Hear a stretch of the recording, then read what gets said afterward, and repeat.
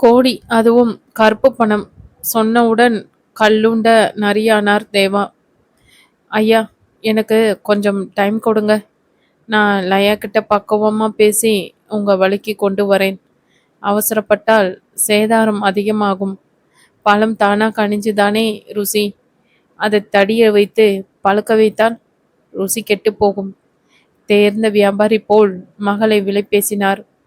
தன் மகளுக்கு தான் செய்யும் மிகப்பெரிய அநீதி என்பது கொஞ்சம் கூட அவருக்கு உரைக்கவில்லை. பணத்தாசை அவர் கண்ணை மட்டுமல்ல, மகள் மேல் இருந்த பாசத்தையும் மறக்கடித்து விட்டது. தேவாவின் பேச்சில் எச்சில் ஒழுக, தன் வயதையும் மீறி ஆசையில் தன் இரட்டை நாடி தேகம் குலுங்க ஆசையில் மிதந்து கொண்டிருந்தார் ஷெட்டி. தன் மானம் விலை பேசுவதை அறியாமல் தருணிடம் தன் மனதை திறக்க காத்து கொண்டிருந்தாள் லயா. விவி ஒரு வார விடுப்பிற்கு பிறகு பத்திரிகை ஆபீஸ் சென்றாள். அவளுக்காகவே ஒரு கூட்டம் காத்திருந்தது. தருண் பற்றிய ஹாட் நியூஸ் அறிய அங்கிருந்த அனைவருமே காத்திருந்தார்கள். முக்கியமாக அவள் எப்படி தருண் வீட்டிற்கு சென்றாள் என்பதை அறிய வேண்டியே அனைவரும் இருந்தார்கள். தருண் விவியின் மேல் கொலவெறியில் இருந்தது ஊரறிந்த விஷயம். அது பத்திரிகை உலகிலும் சினிமா உலகிலும் அறியப்பட்ட செய்தியும் கூட. அப்படி இருக்கும்போது விவி தருணின் வீட்டிற்கு இருக்கிறேன், என்னை தொடர்பு கொள்ள வேண்டாம், நானே தொடர்பு கொள்கிறேன் என்று சொல்லிவிட்டு அலைபேசியை வைத்து விட்டால் அவர்கள் என்னவென்று நினைப்பது?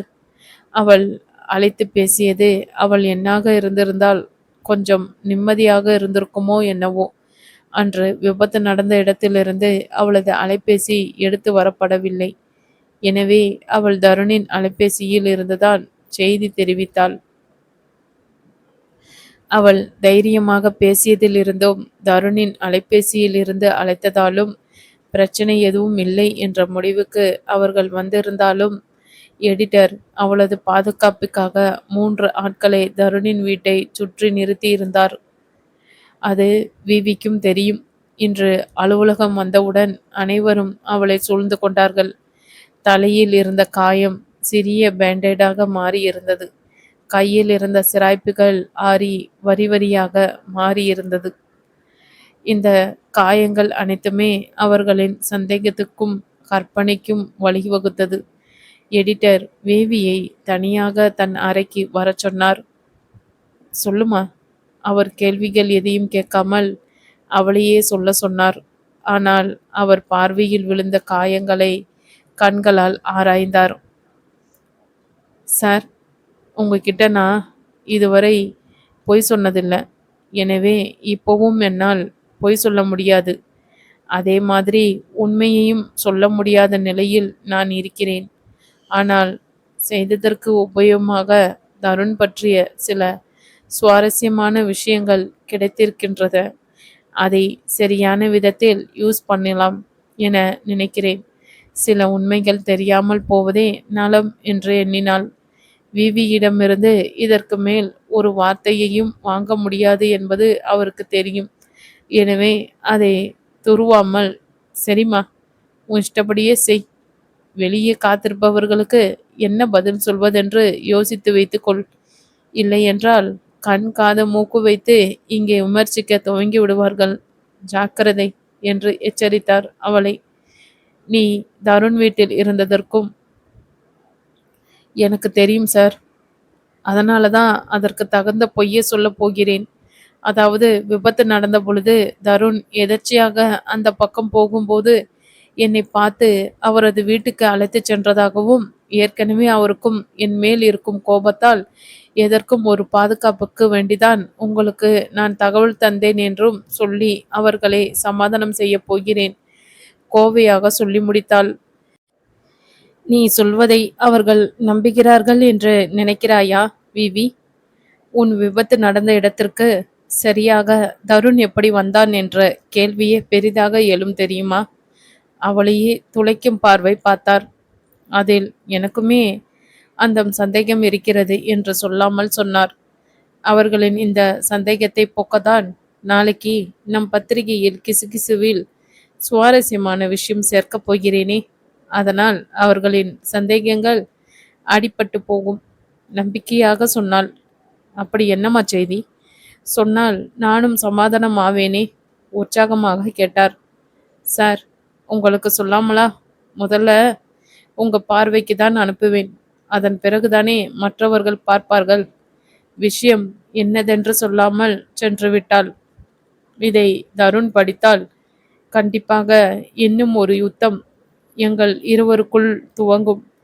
அது பெரிய யுத்தமாக மாறாது என்றுதான் நினைக்கிறேன். இம்முறை நான் உண்மையைதானே எழுதப் போகிறேன். அதுவும் நானே கண்டு அறிந்த உண்மை. இதழ்களில் விஷம புன்னகை. படப்பிடிப்பு தளத்தில் ஓய்வாக இருந்த கண்மணியின் அருகில் சென்று அமர்ந்தான் வாசு.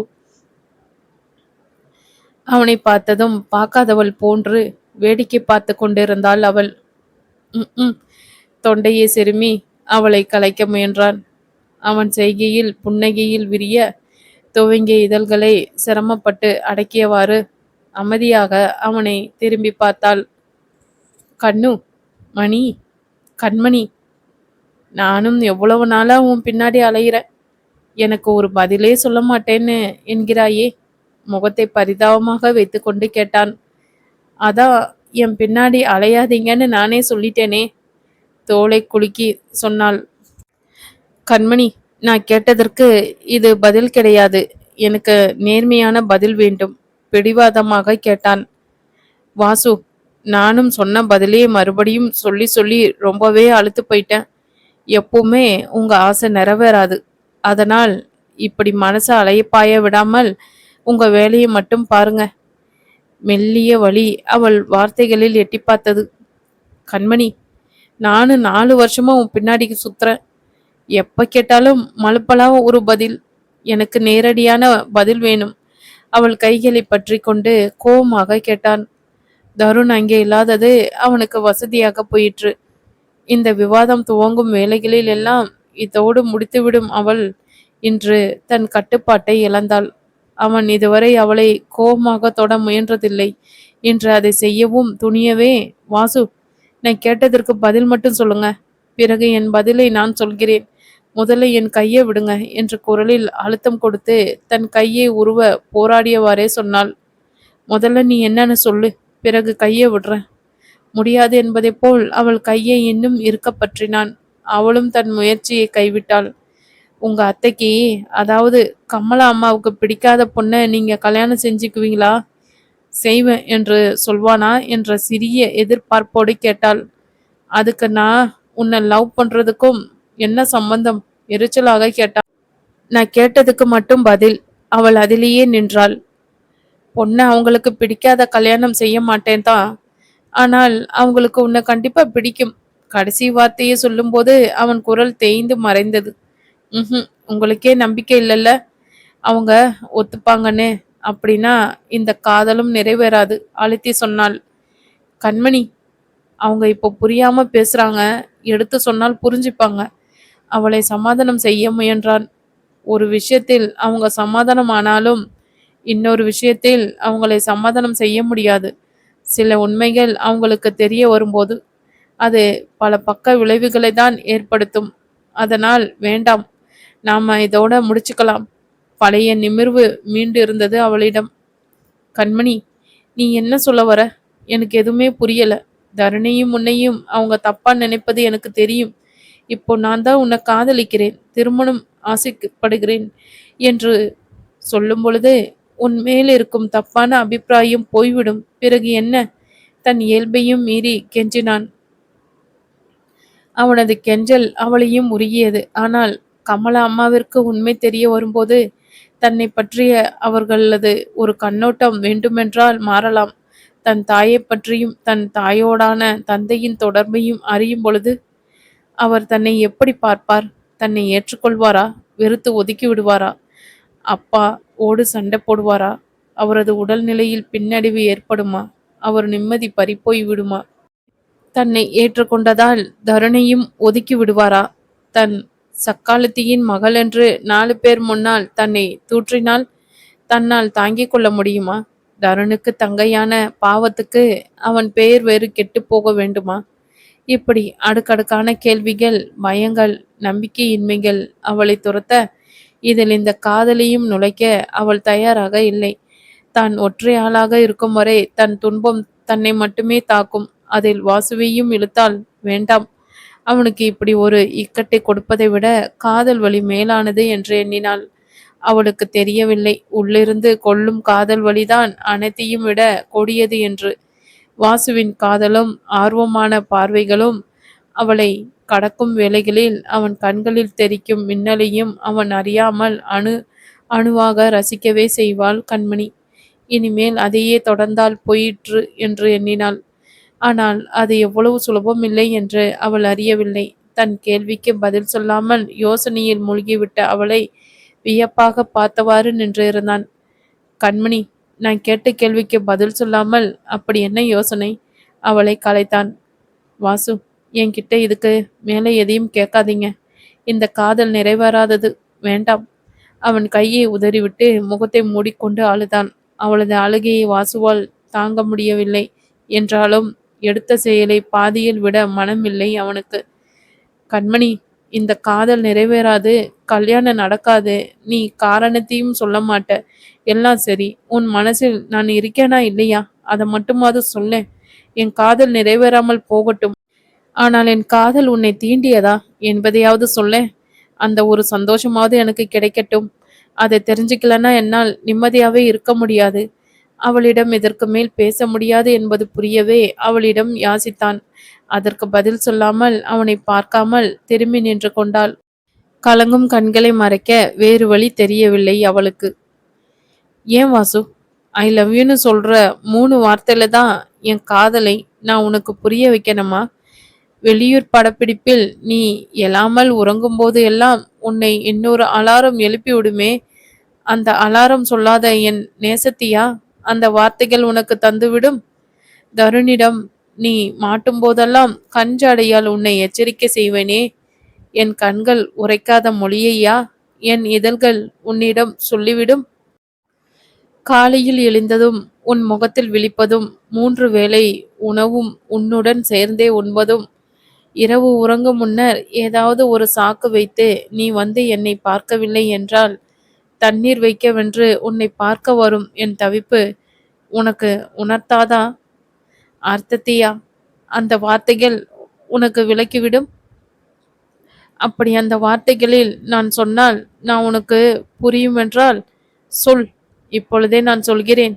அவள் உள்ளத்தில் அடி ஆழத்திலிருந்து தெரிந்து வந்த விழுந்த வார்த்தைகளை கேட்டு சிலையாகிவிட்டான் வாசு.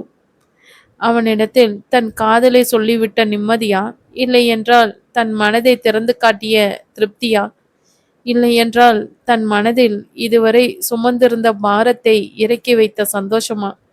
எதற்கென்று தெரியாமல் அழுகையில் கரைந்தாள் கண்மணி. ஒரு பெண்ணால் இவ்வளவு நாசுக்காக தன் காதலை உடையவனுக்கு விளக்க முடியுமா? எனக்கு விளங்க வைக்கிறாளே இவள். இவளிடமா என் மேல் காதல் இருக்கிறதா என்று சொல் என்று கேட்டேன். வெக்கப்பட்டான் அவன். அழும் அவளுக்கு எப்படி ஆறுதல் சொல்வதென்று ஒரு நிமிடம் தடுமாறியவன் மேலும் ஒரு நொடி கூட தாமதிக்காமல் அவளை இழுத்து தன் நெஞ்சோடு வைத்து சாய்த்து கொண்டான். அவளும் அவன் நெஞ்சோடு ஒடுங்கினாள். சிறிது நேரம் அவளை அளவிட்டவன், கண்மணி, உன் மனசில் ஏதோ ஒன்று உன்னை அழுத்துகிறது. அதை நீ என்னிடம் சொல்லவும் பிரியப்படவில்லை. ஆனால் நான் ஒன்று மட்டும் சொல்கிறேன். எனக்கு திருமணம் என்ற ஒன்று நடந்தால் அது உன்னோடதான். அதுவும் அனைவரின் ஆசையோடு தான் நடக்கும். இன்னும் கொஞ்ச நாள் பொறுத்துக்கோ.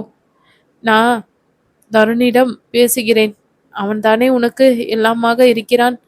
இப்போதைக்கு நீ எதை பற்றியும் யோசிக்காமல் நிம்மதியாக இரு. அவள் தலை கோதி ஆறுதல் அளித்தான். இதுவரை அவன் தோளில் சாய்ந்து அழுது கொண்டிருந்தவள் அவன் பேச்சில் சுயநிலைக்கு வந்து அவனை விட்டு வேகமாக விலக முயன்றாள்.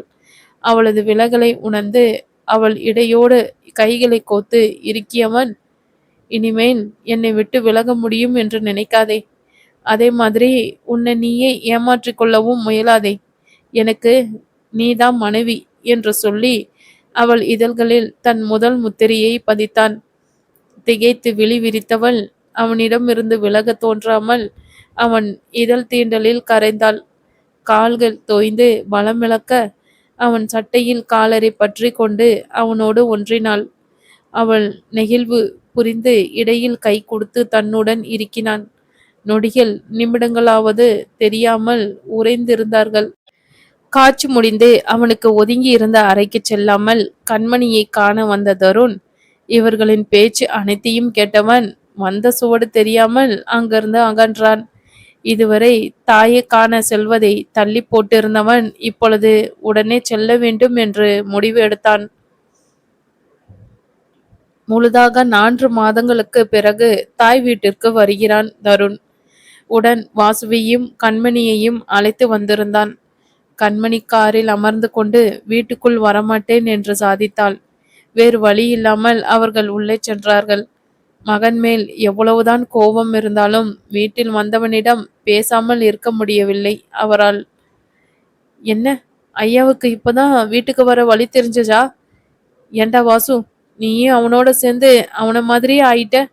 வெளியூர் ஷூட்டிங்னா பரவாயில்ல, இங்க சென்னையிலே உட்காந்துக்கிட்டு வீட்டுக்கு வராமல் அப்படி என்னடா வெட்டி முறிக்கிறீங்க? மகனிடம் நேரடியாக பேசாமல் வாசுவிடம் பேசினார் கமலம். அத்தை, நான் தான் உங்களை வாரம் வாரம் வந்து பார்க்குறேனே, பிறகு என்ன? அவர் தன்னை குறை சொல்வது பொறுக்காமல் சொன்னான். ஏன், தோரா பதில் சொல்ல மாட்டாரோ? கமலம் கேட்ட பிறகுதான் கேள்வி தனக்கல்ல தருணுக்கு என்பதை புரிந்து கொண்டான். அம்மா, அதான் இப்போ வந்துட்டேனே, பிறகு என்ன? வீட்டுக்கு வரவில்லை என்றால் வரவில்லை என்று புலம்ப வேண்டியது, வந்தால் நிக்க வச்சு கேள்வி கேட்கிறது. நான் என்னதான் செய்யட்டும்? இப்போ நிக்கவா போகவா? தாய் தன்னை அமரக்கூட விடாமல் கேள்வி கேட்டதால் கோபமானான் அவன். இது உன் வீடு, இங்க நாங்க உன்னை வித்தலை பார்க்க வச்சு அழைக்கணுமா? அதான் வீட்டுக்குள்ள வந்தாச்சே, அப்படியே உட்கார வேண்டியது தானே, நொடிந்து கொண்டார். இப்ப இப்படி சொல்லுவீங்க, பிறகு ஷூட்டிங் முடிஞ்சு லேட்டாக வந்தால் ஏன் இவ்வளோ நேரம் கேட்டு டார்ச்சர் பண்றது? அதனாலதான் நான் இங்க வராமல் இருக்கேன், கடுப்பாக சொன்னான். முழு பூசணிக்காய சோத்துல மறைக்கிறது இதுதானா தருண்? நீ அதுக்காக தான் இங்க வீட்டுல இல்லாமல் உன்னோட மாளிகையில் தங்கி இருக்கியாயா? அப்போ உன்னோட சித்து விளையாட்டையெல்லாம் இங்க வச்சுக்க முடியாது என்பதால் இல்லையா? அதான் கல்யாணம் பண்ணாமலே ஒரு தீய கூட்டி.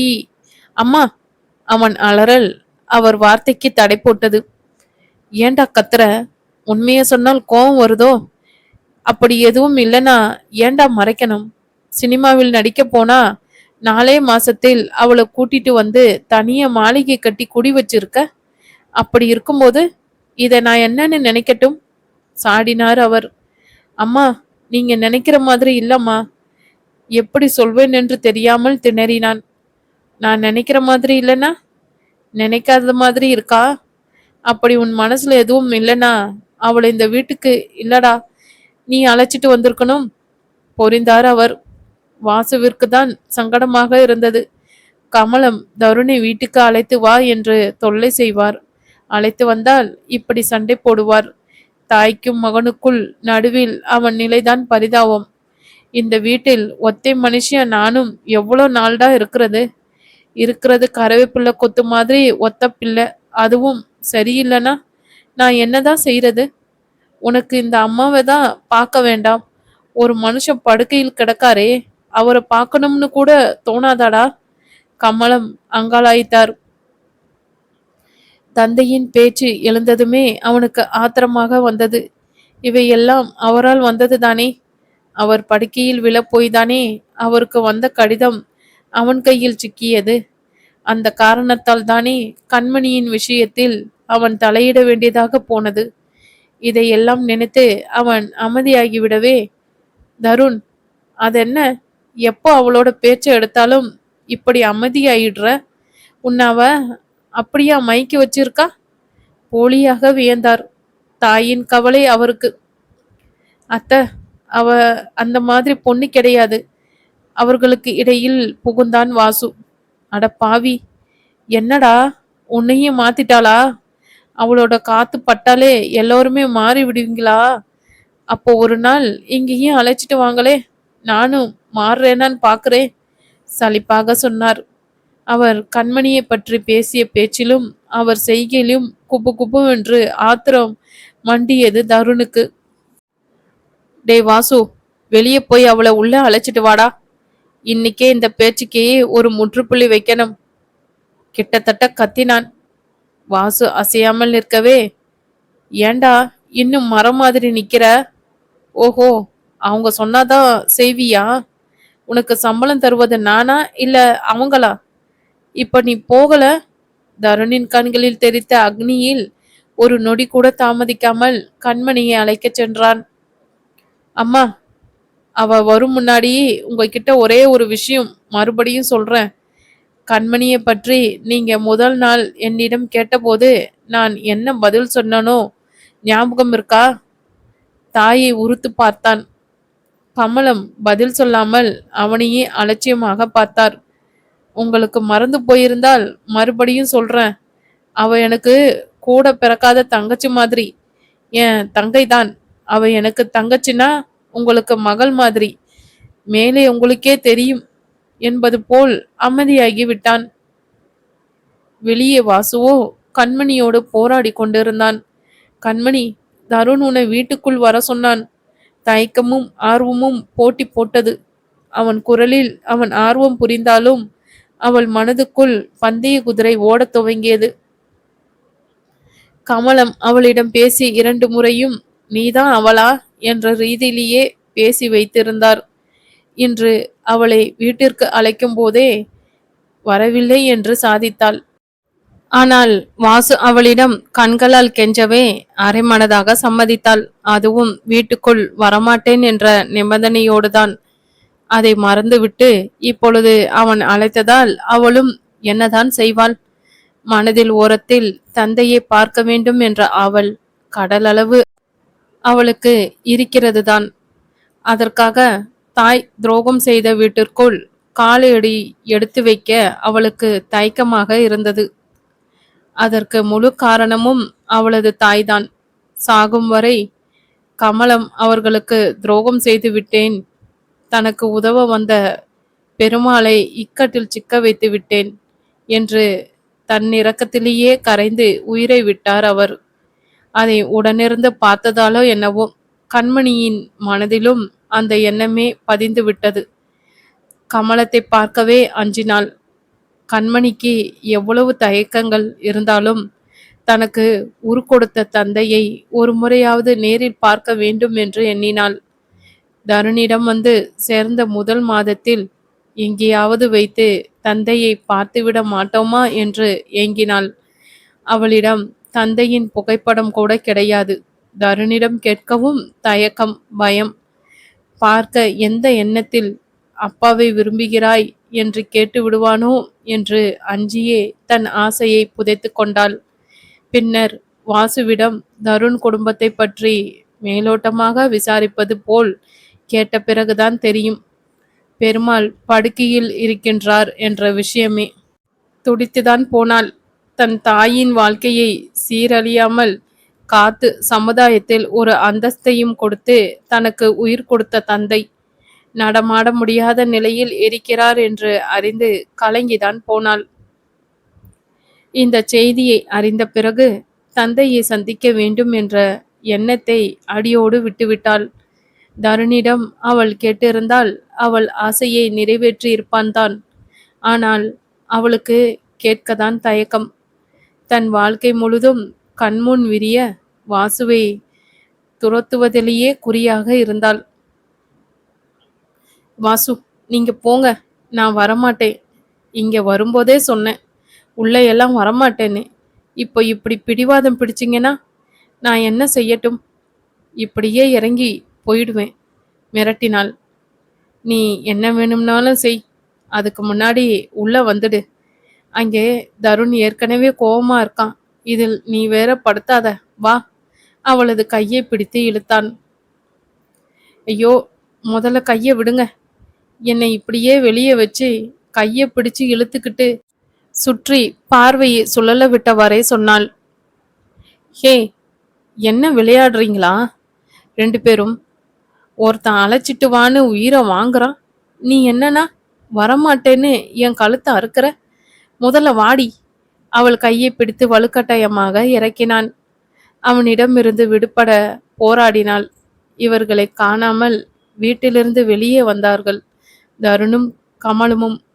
வாசுவின் செய்கையில் கோபம் கொண்டு தருண் கத்துவதற்கு வாய் திறந்த வேளையில், வாசு, என்னடா ஒரு பொம்பளை புள்ளைய கைய பிடிச்சு இழுக்கிற, விடுடா அவள.